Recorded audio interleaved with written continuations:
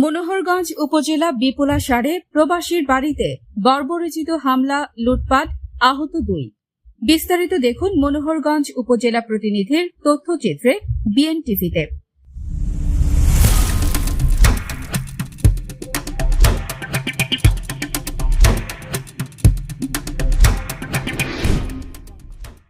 কুমিল্লার মনোহরগঞ্জ উপজেলা বিপুলা সারে প্রবাসীর বাড়িতে বর্বরোচিত হামলা, লুটপাট, আহত 2। রিপোর্টার, কুমিল্লা। গত 5 আগস্ট সোমবার দুপুরের পর থেকে কয়েক ঘণ্টা ব্যাপী মনোহরগঞ্জ উপজেলার বিপুলাসার ইউনিয়নের বাজার সংলগ্ন ভোগই রোডের রাস্তার দক্ষিণ পাশে ভাই ভাই হোটেলের মালিক মৃত রুহুল আমিনের বাড়িঘর, দালান সহ ফলের বাগান লুটপাট করেছে একদল সশস্ত্র সন্ত্রাসী গ্রুপ। রুহুল আমিনের স্ত্রী জানান, আমার ছেলেরা দীর্ঘদিন যাবৎ প্রবাসের জীবিকা নির্বাহ করছে। তারা রাজনীতির সাথে জড়িত নয়, কিন্তু বিপুলাসারের একটি সন্ত্রাসী গ্রুপ গুজব ছড়িয়ে আমাদের বাড়িতে বর্বরোচিত হামলা, লুটপাট ও অগ্নিসংযোগ করে।